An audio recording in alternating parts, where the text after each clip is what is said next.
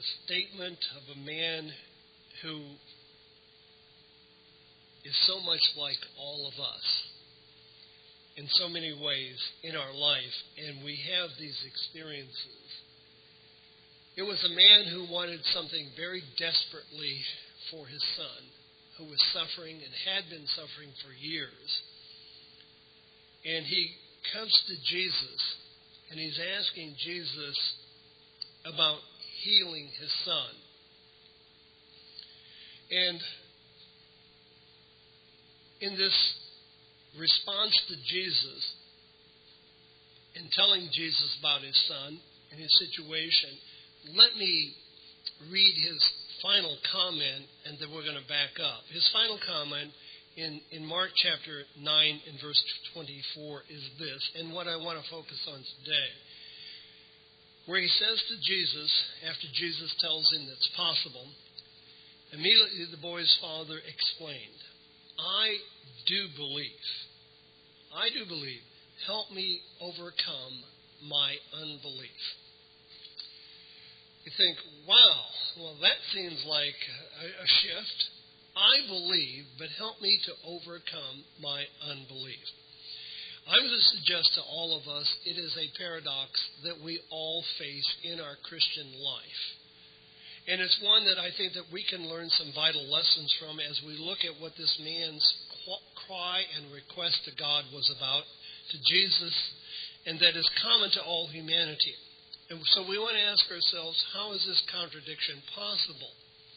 Believing while not believing. Because that's what he did. So many of us are faced with this, again, this paradox, and we might put it this way. I find myself, I want to believe. And this is what I believe. And however, there's factors that come into play. We believe something, and yet what causes us some problems well, when is it going to happen? I believe it's going to happen, but when?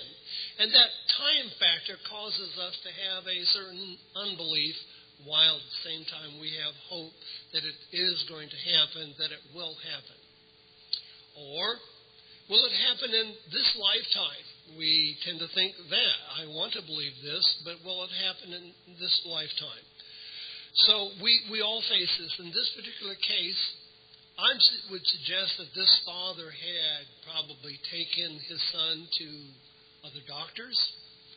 He had taken him to other prophets, people who had spiritual insight or thought could help, because he seems to have a handle on what the problem is.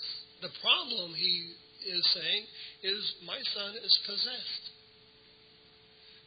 In our world today, we would see it a little differently. We might say he has a mental health problem. He has schizophrenia.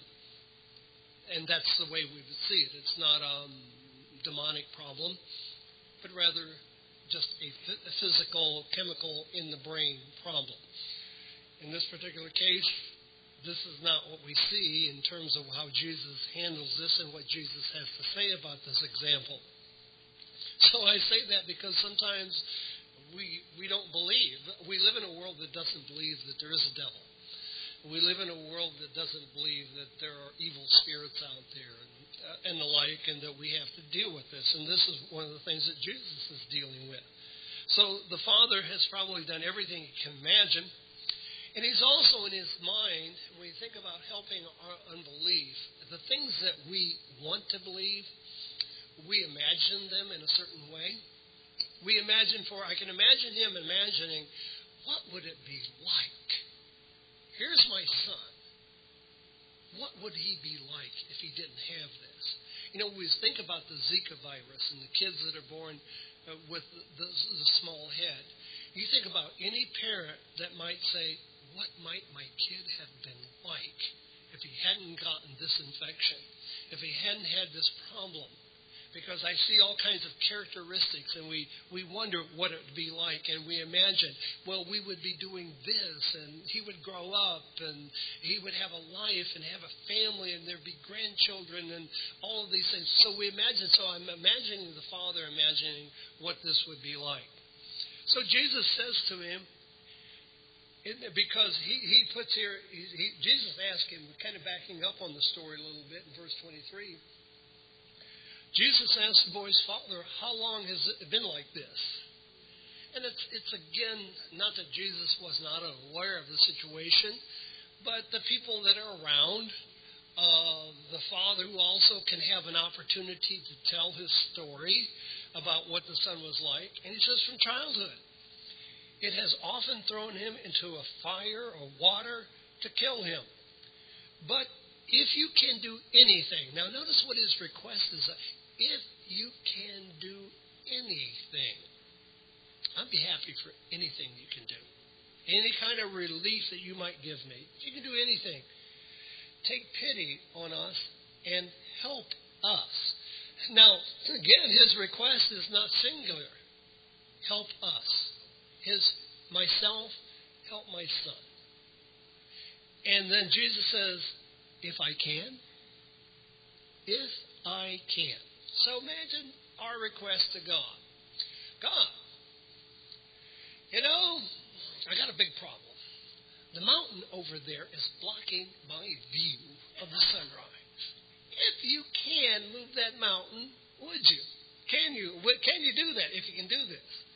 Well, according to our understanding and the way Jesus put, I can move that mountain. But my moving the mountain is going to obstruct somebody else, and it, isn't necessary. It is within the will in this particular time. I mean, there's all things we could look at, but if I can, Jesus said, and then he says, everything is possible for him who believes. Now, do we believe that?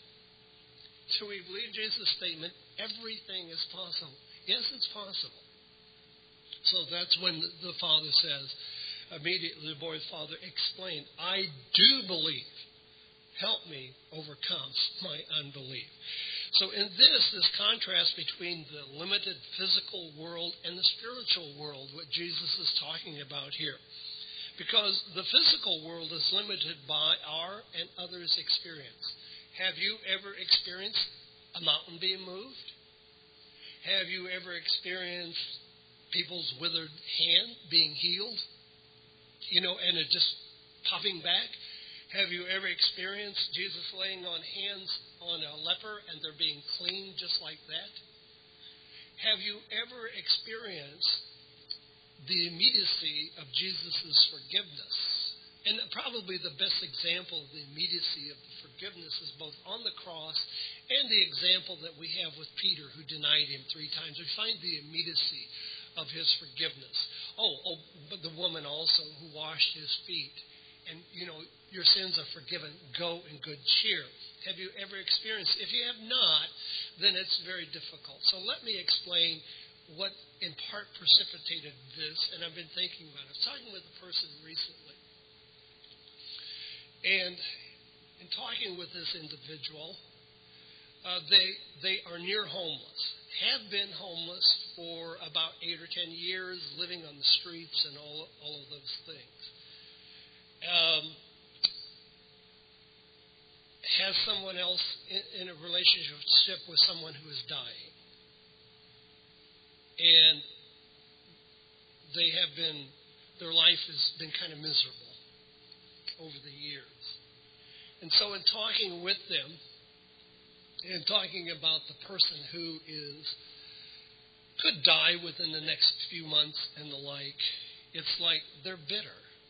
And so I was asking about, so what kind of hope do you have? Well, there's not much hope and there's not much help out there. So what kind of future do you think you have? Or they have? You and this individual have? Well, not much. So then I asked him, I see that you go to church from time to time. Yeah, but we're not going now because...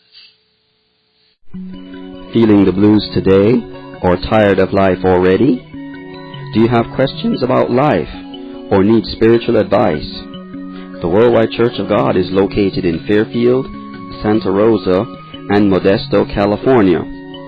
We welcome everyone to attend our worship services with us every week at the times listed on your screen.